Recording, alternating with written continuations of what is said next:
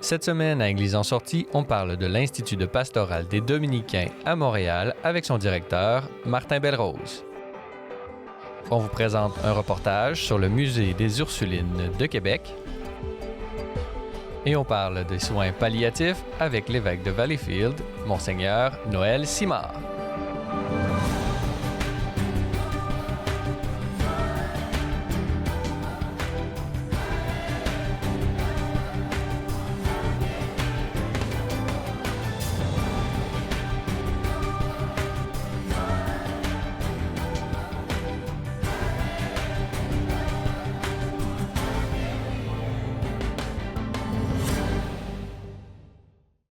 Bonjour, bienvenue à Église en sortie. Aujourd'hui à l'émission, nous allons d'abord parler de formation chrétienne et pour en discuter, nous avons avec nous en studio M. Martin Belrose. Bonjour. Bonjour. Martin Belrose, vous êtes professeur de théologie à l'Institut pastoral des Dominicains, institut dont vous êtes le directeur. Vous êtes également théologien et auteur d'ouvrages vraiment intéressants, mais c'est d'abord sur votre rôle en tant que directeur de l'Institut pastoral des Dominicains que j'aimerais discuter avec vous. Pouvez-vous nous le présenter un peu? Quelle est l'histoire de l'Institut pastoral des Dominicains? En résumé, en très peu de temps, parce que c'est une longue histoire quand même. Ça a été fondé en 1960. On va fêter notre 60e anniversaire à partir de l'automne prochain. Donc, il y a eu toute une évolution, évidemment. Au départ, ça a été surtout un centre de formation continue pour les prêtres, souvent les missionnaires qui étaient à l'étranger, ils revenaient ici, ils se formaient, ils se mettaient à jour, si on peut dire. Évidemment, ça a évolué beaucoup. Dernièrement, on est surtout devenu un centre de formation universitaire, une formation créditée.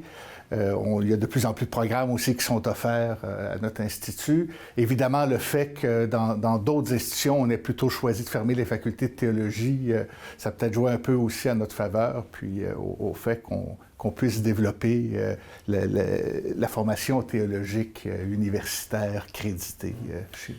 Parlez-nous de la mission. Là. Quelle est la mission de votre institut actuellement? Bien, en fait, nous, c'est de la formation théologique. Essentiellement, au départ, on a une formation en théologie pastorale, théologie pratique. Mais maintenant, dernièrement, on a aussi des programmes en théologie plus fondamentale qui se sont développés. Donc, c'est former les croyants, former les laïcs, les chrétiens, à tout simplement agir, travailler comme chrétiens à la construction de l'Église, à l'édification du royaume dans le monde. Maintenant, comme je vous disais, comme on a des nouveaux programmes, on a maintenant aussi des programmes canoniques. Des prêtres pourront maintenant se former aussi chez nous.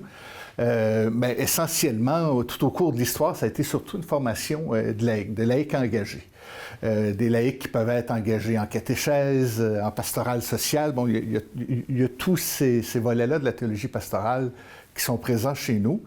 Donc, ça a été surtout ça, une Église qui est incarnée, engagée dans le monde. C'est ça à quoi on travaille, la formation de ces ouvriers-là.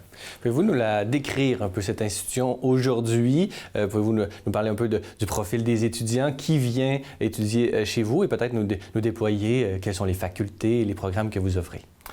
Les étudiants qui viennent à l'Institut de pastoral, essentiellement, c'est pas des gens de première formation. Il y en aura évidemment qui vont tout de suite commencer, vont sortir du cégep, qui vont venir chez nous se former en théologie, en pastorale. Mais la plupart du temps, c'est des deuxièmes formations. Des gens qui, un peu plus tard dans leur cheminement de vie, trouvent important, intéressant, pertinent de se former en théologie ou en pastorale. Et c'est eux qui vont venir chez nous. On voit quand même dans les dernières années une petite diminution de la moyenne d'âge chez nos étudiants. Alors que c'était plutôt des pré-retraités il y a quelques années. Maintenant, on a une moyenne d'âge qui tourne autour du début de la quarantaine. Donc, ça donne une petite idée. Donc, il y aura des gens qui ont une famille, qui travaillent, ce qui nous demande, nous, d'être flexibles dans notre offre de cours, évidemment. Les gens de tous les horizons viennent étudier chez vous. Quelles sont les facultés? J'imagine qu'il y a la théologie pratique, vous l'avez mentionné. Est-ce qu'il y a du droit canonique? Donc, comment est-ce que ça se déploie? L'Institut de pastoral appartient en fait au Collège universitaire dominicain, qui est à la fois à Montréal, représenté par l'Institut pastoral elle-même, puis à Ottawa. ce qui est reconnu d'habitude comme étant le collège universitaire dominicain, mais en fait, c'est tout ça qui forme le collège. Nous, on est une composante, l'Institut pastoral, on est une composante de la faculté de théologie du collège universitaire dominicain. À Ottawa, il y a la faculté de philosophie. En fait, il y a 2 facultés seulement. Puis la théologie, maintenant, est concentrée à Montréal. Autant les programmes de théologie pratique que les programmes de théologie plus fondamentale.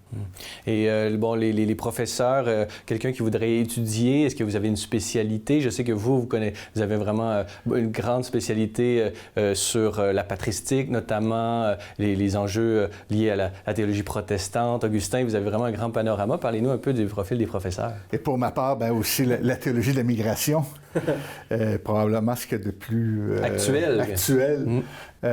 Bon, évidemment, on est une école de théologie pratique, donc ce sera souvent des champs qui vont tourner autour de la théologie pratique. En catéchèse, par exemple, on a des spécialistes en catéchèse, en dialogue interreligieux.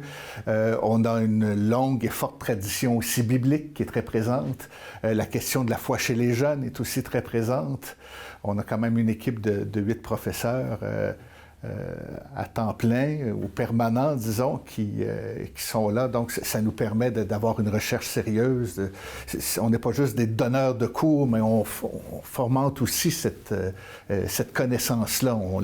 On la développe à partir de l'Institut. Quelles sont les nouveautés à l'Institut pastoral des Dominicains? Bien, comme la configuration dont je vous parlais à l'instant, la configuration de la faculté de théologie qui est à la fois à Montréal et à Ottawa et dont on est une composante, bien évidemment, ça élargit beaucoup les horizons de l'Institut pastoral. Donc, on offre à partir de l'an prochain un bac canonique. Il y a aussi le bac en théologie qu'on n'offrait pas avant, on avait un bac, mais en théologie pastorale. Maintenant, on a un bac en théologie plus systématique qui est aussi offert. Il y a aussi des maîtrises. On a la maîtrise en théologie pastorale, mais on a aussi une maîtrise en théologie systématique qui est aussi offerte. Et le doctorat qui est possible de prendre à partir de Montréal. Ça fait partie des nouveautés. C'est nouveau de maintenant ou à peu près. Donc, on est en recrutement, on ouvre nos portes aux nouveaux étudiants au doctorat. Aussi, on a débuté cette année un certificat en études pastorales en espagnol.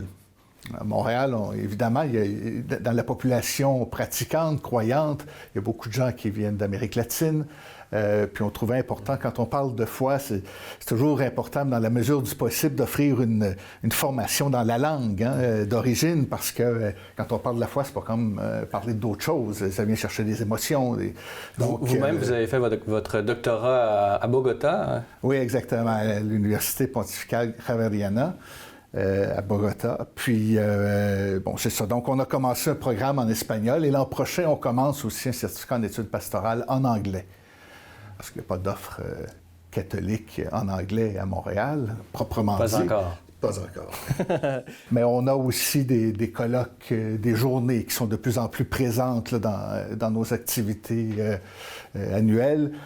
Entre autres, on aura la journée Romero qui va être organisée à l'Institut pastoral en collaboration avec le Centre Justice et Foi, avec le comité Romero à Montréal, des pastorales sociales aussi du diocèse. Donc, c'est le 28 mars, ça aura lieu.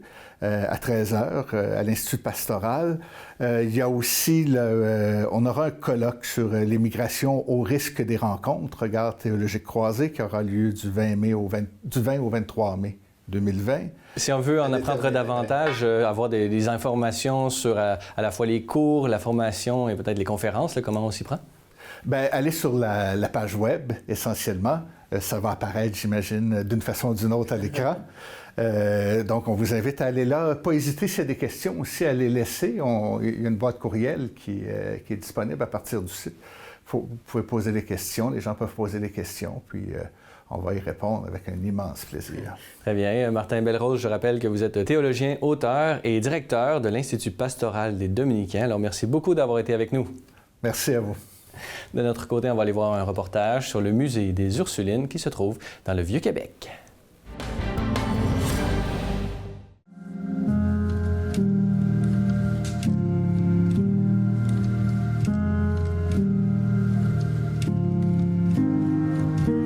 L'histoire d'un musée des Ursulines remonte à assez longtemps. En fait, on est au courant des années 1930 à peu près quand il y a une première ébauche de musée qui est faite. C'est un musée archive à l'époque, c'était les religieuses qui s'en occupaient, donc il fallait le visiter avec rendez-vous. Pour ce qui est d'un musée public, finalement, c'est au courant des années 1960-1970 que ça a été fait. Le pôle culturel, c'est un organisme à but non lucratif qui a été créé en 2017, finalement, qui a pris le relais de ce qui était auparavant le musée des Ursulines. Et ça a regroupé les archives, les collections et la médiation culturelle, finalement. Donc, c'est un peu une nouvelle structure qui est en place depuis 2017. Pour ce qui est du bâtiment, en fait, on se trouve où était la maison de Madame de la Pelletrie, qui supportait financièrement les Ursulines à leur arrivée. C'est un personnage extrêmement important. On est à l'emplacement. Il reste quelques petites traces de cette maison-là que vous pouvez voir durant la visite. Mais le bâtiment en tant que tel date des années 1830 pour ce qui est des 2 premiers étages. Pour ce qui est de tout ce qui se trouve en haut, on est dans les années 1860 à peu près. Notre exposition permanente, c'est l'Académie des Demoiselles, en fait. Donc, c'est 4 salles au total qui s'intéressent surtout au pensionnat et à la situation ici chez les Ursulines à la deuxième moitié des années 1800 et au début des années 1900. C'est considéré comme étant vraiment l'âge d'or de l'école des Ursulines. On est d'ailleurs présentement dans une de ces salles, qui s'intitule « Briller en société », en fait, sur les arts, sur la musique, la peinture. Donc, on a vraiment plein d'objets de cette époque-là qui nous entourent présentement.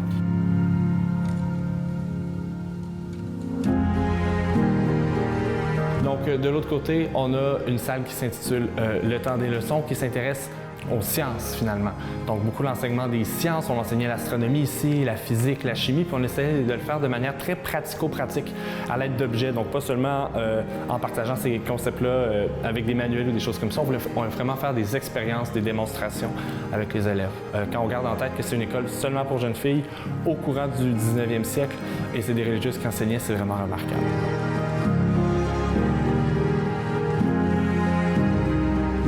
On retrouve le premier jour. C'est une salle qui fait un peu 2 parallèles entre le premier jour pour devenir une religieuse ursuline et le premier jour au pensionnat. Et on en profite pour expliquer justement le parcours pour devenir une religieuse ursuline entre le moment où ces jeunes filles-là se présentaient à l'entrée du monastère et où elles allaient prononcer leurs vœux. C'était en moyenne 2 ans et demi qui s'écoulent entre ces 2 étapes-là. Donc on présente un peu ces étapes-là au fil du temps dans ces 2 ans et demi-là. Puis de l'autre côté, c'est vraiment au niveau de l'inscription et je ne vais pas jusqu'à dire des conditions de vie, mais par exemple comment les élèves devaient suivre les mêmes règles de séparation que les religieuses, par exemple. Donc c'est un peu ce qu'on présente. Et puis de l'autre côté, c'est au son de la cloche. Donc pourquoi ça s'appelle au son de la cloche? Il faut comprendre que la journée ici au pensionnat était faite au rythme de cette cloche-là qui signalait les différentes étapes de la journée. Donc on retrouve les dortoirs, le réveil, on a également les repas. Il faut comprendre que ces 2 étapes-là étaient en silence, donc il y avait un langage des signes maison qui existait ici pour communiquer pendant les repas. Il y a également un côté plus sur les devoirs et leçons et finalement sur la récréation aussi où on a des jeux d'époque. Donc, c'est sûr que la chapelle est juste à côté du musée. Donc, c'est vraiment un complément parfait à une visite du musée pour plusieurs raisons. Tout d'abord, nous, depuis l'été dernier, l'été 2019, on a commencé pour la première fois à faire des visites guidées dans ce lieu-là. En fait, ces visites-là se démarquent de plusieurs manières parce que c'est la seule manière aussi d'avoir accès à la chapelle intérieure. Donc, c'est possible d'avoir accès à cette chapelle-là qui était pour les religieuses, de s'asseoir dans les stalles. C'est vraiment des parcours coup de cœur. Évidemment, il y a le tombeau de Sainte-Marie de l'Incarnation qui vaut vraiment le détour. Puis aussi, dans la chapelle extérieure, il y a énormément de tableaux du fond des jardins. On parle de toiles généralement qui viennent de France des années 1600 et 1700. Et on a également les retables, le maître-autel qui est remarquable, doré par les Ursulines, fait par l'atelier de Pierre-Noël Levasseur, un des plus beaux éléments de décor religieux de la Nouvelle-France qui nous est parvenu aujourd'hui.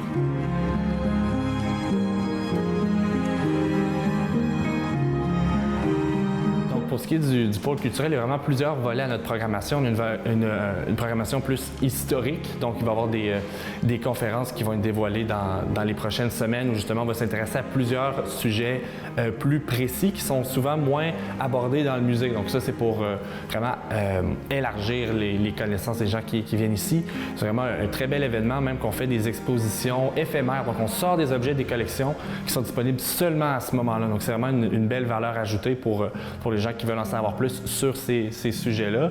Sinon, pour ce qui est de la programmation culturelle, on va avoir plusieurs concerts qui ont généralement lieu dans la chapelle. Donc ça va être très intéressant. Il y en a quelques-uns au printemps, sinon on en a beaucoup à la période du temps des fêtes également.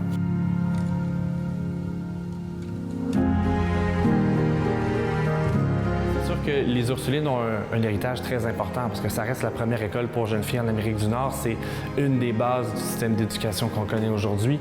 Puis je dirais l'héritage des Ursulines, c'est vraiment à quel point elles étaient vraiment dans leur époque au niveau de ce qui était enseigné. Elles cherchaient vraiment à démocratiser ces connaissances-là, de rendre ça disponible, mais aussi d'enseigner tout ça de la meilleure manière possible. Quand on regarde ce qui nous entoure au niveau des arts, au niveau des sciences, c'est tout à fait remarquable quand on se replace dans le contexte de l'époque. Les gens sont très surpris en fait de voir à quel point il y a des éléments comme ça ici.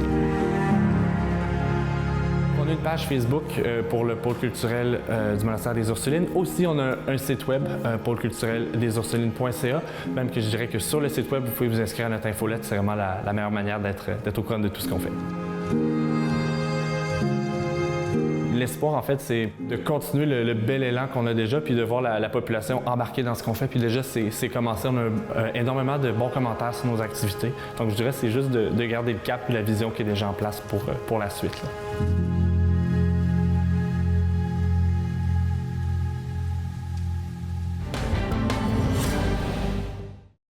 Dans cette troisième partie d'émission, nous allons parler de bioéthique et de soins palliatifs. Et pour nous en parler, nous avons avec nous en studio Monseigneur Noël Simard. Bonjour. Bonjour, Francis. Monseigneur Noël Simard, vous êtes évêque de Valleyfield, théologien spécialiste en bioéthique et membre de l'Académie pontificale pour la vie. Aujourd'hui, on est réunis pour parler d'une lettre que vous, collectivement, en tant qu'évêque du Canada, la Conférence des évêques catholiques du Canada, vous avez envoyé une lettre à Justin Trudeau, le premier ministre du Canada, concernant des changements proposés à la législation fédérale sur l'aide médicale à mourir, comme on l'appelle officiellement. Alors, pouvez-vous nous dire, là, dans cette lettre, vous parlez d'une très grave inquiétude face au changement de la législation actuelle. Pouvez-vous nous dire quels sont les changements que le gouvernement propose actuellement? Oui, alors nous avons envoyé cette lettre au premier ministre pour exprimer nos préoccupations très sérieuses face aux changements qu'on veut faire à la loi. Et car on veut élargir la loi pour inclure non seulement des demandes de personnes qui sont en phase terminale, mais aussi les demandes de gens qui auraient indiqué dans des directives à l'avance qu'eux, ils aimeraient avoir l'euthanasie. J'aime pas beaucoup l'expression « l'aide médicale à mourir ». Je vais utiliser toujours « euthanasie ». Alors, donc, pour inclure les directives données à l'avance, puis vous savez comment ça, c'est très délicat parce que quelqu'un peut vouloir quelque chose à un moment donné, mais avec le temps peut changer. Alors, il faut vraiment faire attention de ne pas inclure les directives données à l'avance. Deuxièmement, on veut aussi élargir la loi pour inclure des situations problématiques, où il y a vraiment de la souffrance et tout, mais où la mort n'est pas raisonnablement prévisible, où la mort n'est pas imminente. Et ça aussi, on voit tout de suite comment on est en train de céder de plus en plus aux demandes des fois exceptionnelles et comment il y a un dérapage. On a commencé en disant on aura une loi uniquement pour les cas de personnes qui sont en phase terminale et maintenant on est en train de l'élargir. Et notre préoccupation, c'est que est-ce que cela ne me conduira pas à ce qu'on appelle aussi la pente glissante pour inclure d'autres situations, les mineurs matures, les personnes handicapées mentales, des gens qui sont, comment dire, atteints d'une maladie débilitante, mais qui n'est pas mortelle. Alors, donc, on a voulu exprimer au premier ministre de très sérieuses préoccupations de notre part et que le gouvernement se doit de réfléchir beaucoup mieux et beaucoup plus qu'il ne le fait présentement avant de penser à élargir cette loi. Vous avez manifesté des inquiétudes sur des problèmes que pourraient amener ces élargissements au pluriel. Pouvez-vous nous dire la législation actuelle, elle-même, d'une certaine façon, de votre point de vue, du point de vue catholique, elle est elle-même problématique?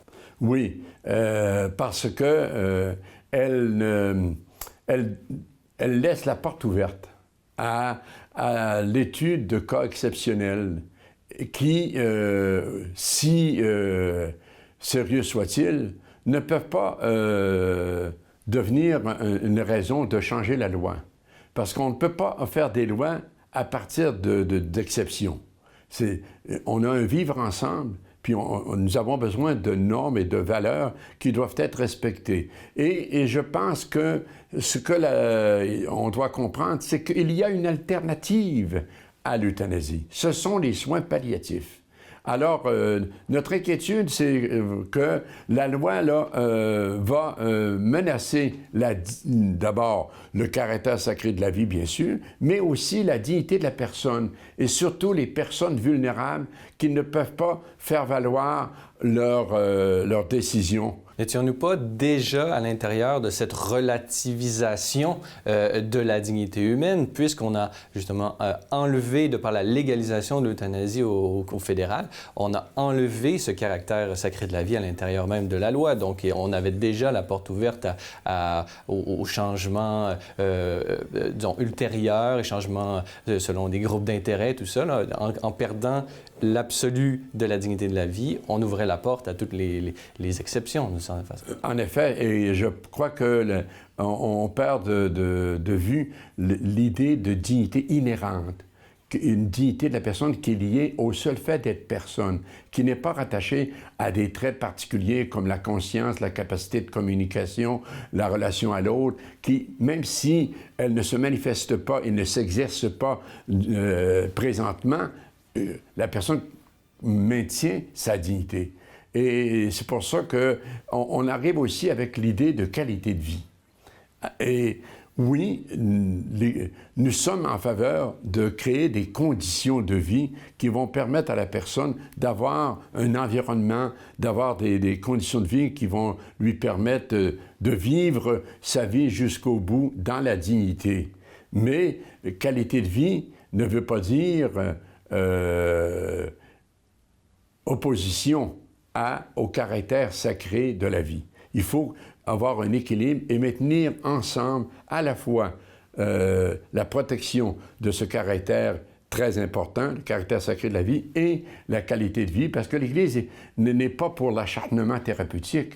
Elle ne dit pas qu'il faut tout faire pour maintenir une personne en vie lorsque les traitements sont futiles ou sont disproportionnés par rapport aux résultats qu'on peut obtenir. À un moment donné, il faut laisser céder les armes et laisser la mort venir. Mais en donnant des soins de confort, c'est ce que les soins palliatifs offrent aux personnes. Les soins palliatifs authentiques ne sont jamais de l'acharnement thérapeutique.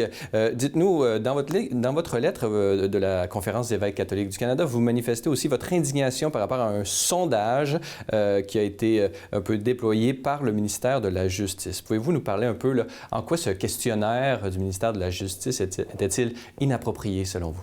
En effet, j'ai répondu au questionnaire, alors je le connais, et ce qui est biaisé en partant, c'est que le questionnaire prend pour acquis que les gens qui répondent au questionnaire sont d'accord avec l'euthanasie et sont, pour ainsi dire, d'accord avec un élargissement de la loi.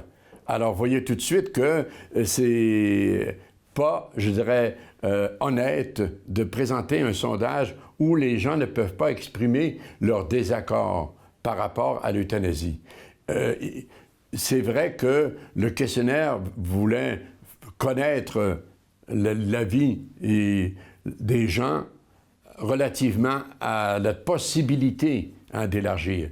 Mais il y a une prémisse qui n'est pas respectée, c'est est-ce que les gens sont d'accord, oui ou non, avec l'euthanasie? Et c'est pour ça que le questionnaire, de plus, proposait un laps de temps incroyable.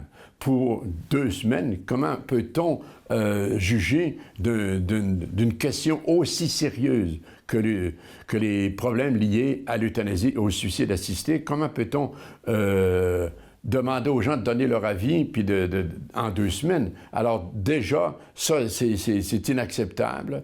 De plus, on porte pas attention, on prend pas en considération les motifs que les personnes peuvent avoir dans la demande d'euthanasie. Et il faut évaluer les raisons. Il faut approfondir beaucoup plus. Parce que des gens peuvent demander l'euthanasie sans savoir trop ce qu'ils demandent. Et je pourrais vous donner des cas, des confidences de médecins qui m'ont dit, si je ne m'étais pas assis avec mon patient pour lui expliquer ce qu'il demandait, il aurait voulu l'euthanasie, mais sachant qu'est-ce que c'était, j'ai un médecin qui m'a dit, mon patient m'a dit, ben c'est pas ce que je veux, et je ne peux pas vous imposer de poser un geste qui est contraire à votre serment hippocratique, à votre engagement de médecin.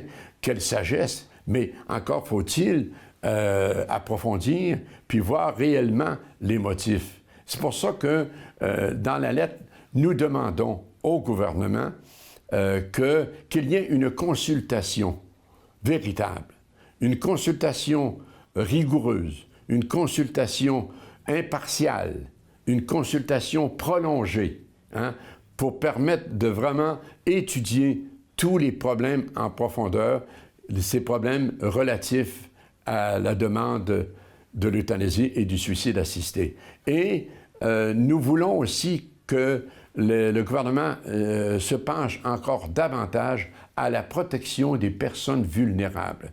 J'ai œuvré pendant des années avec les communautés Foi-Lumière de Jean Vanier et de Marie-Hélène Mathieu, et je peux vous dire que les personnes de ces communautés m'ont appris beaucoup, et que la personne humaine ne se définit pas uniquement par sa raison, mais beaucoup plus par son cœur.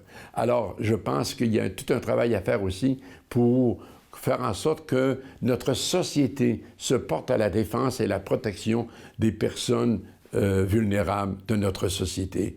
Et donc, nous demandons au gouvernement, au lieu de faciliter l'euthanasie, de donner davantage de subventions et de faire en sorte que les soins palliatifs soient accessibles à toute personne, que ce soit dans les soins de santé, les hôpitaux, les cliniques ou les hospices, que aussi à domicile. De cette lettre, avez-vous déjà reçu une réponse du premier ministre, de son cabinet? Je ne pense pas. Au moins un accusé de réception. J'aurais été informé, mais je pense que il y a peut-être eu un accusé de réception, mais je crois qu'il n'y a pas eu de réponse officielle. Réponse officielle. Très bien. Alors, Monseigneur Noël Simard, je rappelle aux téléspectateurs que vous êtes évêque de Valleyfield, spécialiste en bioéthique et également membre de l'Académie pontificale pour la vie, académie qui a publié conjointement avec le comité ad hoc pour les soins palliatifs de la Conférence des évêques catholiques du Canada, cette lettre au premier ministre Justin Trudeau qu'on peut retrouver sur le site de la CECC. Alors, Monseigneur Noël Simard, merci beaucoup d'avoir été avec nous. C'était un plaisir. À la prochaine. Voilà, c'est tout pour aujourd'hui. N'hésitez pas, si vous avez des questions ou commentaires, vous pouvez m'écrire à l'adresse qui apparaît à l'écran. Revenez-nous la semaine prochaine pour un autre épisode d'Église en sortie.